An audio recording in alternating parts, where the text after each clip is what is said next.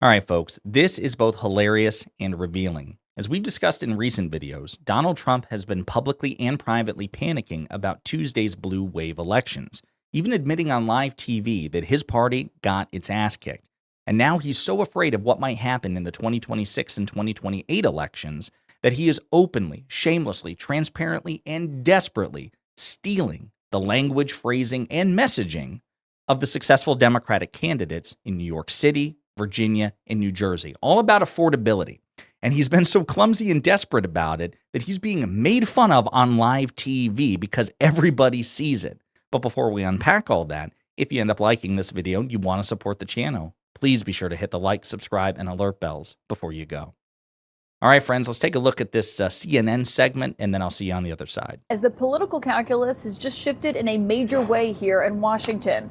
That message was delivered after Democrats had a huge night in New York, Virginia, New Jersey, and California.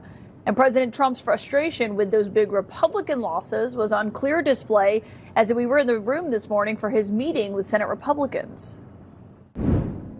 I thought we'd have a discussion after the press leaves about what last night represented and what we should do about it, and also about the shutdown and how that relates to last night. I think if you read the pollsters, the shutdown was a big factor, negative for the Republicans, and that was a big factor.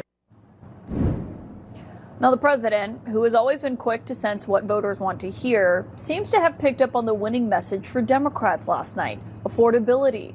The president came into office pledging to bring higher prices down, and today argued that things are better and that Republicans should be saying that more often. They have this new word called affordability, and they don't talk about it enough. The Democrats did, and the Democrats make it up because we took over a mess. It's going to be affordable again at a really record pace, and other people are going to take credit. All the mayors and all the governors, they're going to say what a great job. They didn't do a damn thing. Something that might cause a problem for that is that grocery prices are actually up since President Trump took office back in January. Now, for Democrats, this momentum comes after a year where there was very little of it for their party. It's already Indeed, that is the case. But the fact that Caitlin Collins clocked this and put that nice little compilation together, it's so great. The new word, affordability, right? We're going to play a slightly longer segment from the Fox News clip that she aired. Again, Donald Trump almost like working out the math in real time. I just need to say the word affordable and affordability a lot, and I need to type it out a lot too. So here's what he said to Brett Baer at Fox News. And the country's doing very well, but as Republicans, you have to talk about it. Because if you don't talk about it, I saw that they kept talking about affordability. Well, Biden was a disaster with affordability. He had the highest inflation rate in the history of our country, but you have to talk about it. It's no good if we do a great job and you don't talk about it. And I don't think they talk about it enough. They have this new word called affordability, and they don't talk about it enough. The Democrats did, and the Democrats make it up. So he said the word twice in 15 seconds. Again, this is like a test run. And of course, he's also, in a state of cognitive and physical decline. So his, vocabulary has shrank dramatically over the years, and he can only focus on one word at a time. But again, it's also him practicing his art of repetition. Just say it again and again, and co-opt it, use it, weaponize it. And it's funny, as Caitlin Collins points out, actually inflation has gotten worse under Trump compared to Biden. Yes, it was higher under Biden at its peak because Biden was dealing with the COVID-related supply shocks and global inflation that followed a pandemic that, quite frankly, Donald Trump mismanaged in 2020. So Donald Trump contributed to inflation. But it was on its way down when President Biden left office. Now it's on its way back up under Trump, and things are more expensive under Trump than they were under Biden, which is why Trump's polling on the economy is atrocious. Now, before I provide you some other examples, I do want to say I do think Trump was right in one respect, which is something I've been saying for years, which is it's not enough to simply deliver results for the American people to the extent that you can. You have to market it. Facts don't speak for themselves. To the extent that they ever did, they certainly don't now in this very fractured and siloed media ecosystem. And so he's right in the sense that if he delivers something good, which he very rarely does, Republicans should, if they're smart, be spamming it nonstop.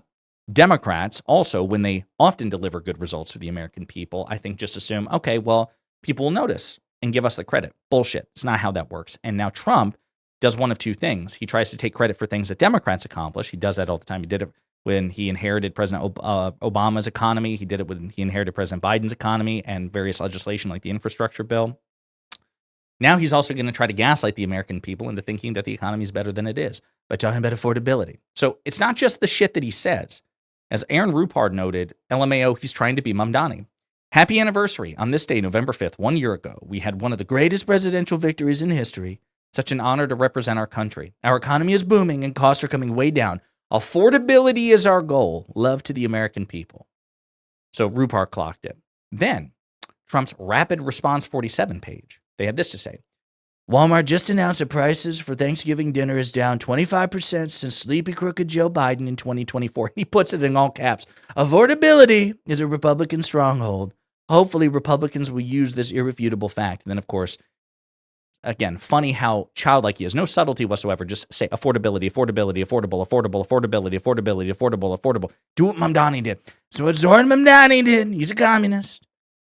And then it's also funny that he says Republicans will use this irrefutable fact, and then it gets fact-checked even on right-wing Twitter. Missing context. The 2025 Walmart Thanksgiving meal contains 15 items, while the 2024 meal contained 21 items.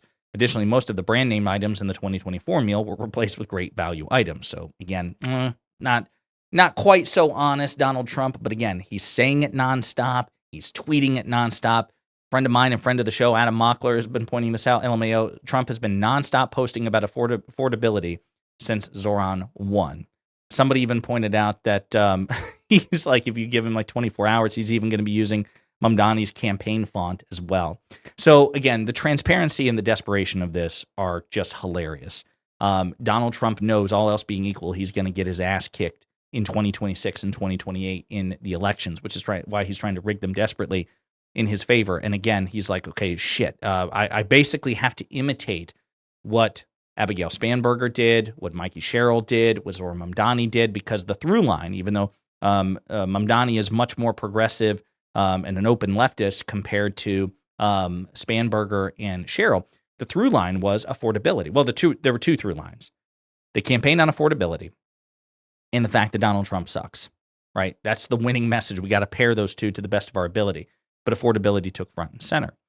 Trump is going to try to co-opt that. And he has a bigger bully pulpit than any of the politicians I just mentioned. So Democrats shouldn't underestimate that. Democrats just shouldn't. We should make fun of him and point out how desperate and transparent and pathetic he is by saying, oh my God, you hate us so much, but we just destroyed you in this election. And so now you're just trying to, I want that. It's mine now. Like a child. So we should make fun of it. We should call it out. And then we should make active, aggressive attempts to undermine his attempt to co-opt it. So don't just let him co-opt it. Don't just even make fun of him. You got to make fun of him and undermine his attempt to deliver this co-opted message. So I just want to say that's hilarious. I love the fact that Zoran Mamdani got under Trump's skin because Trump talks mad shit about Zoran in particular.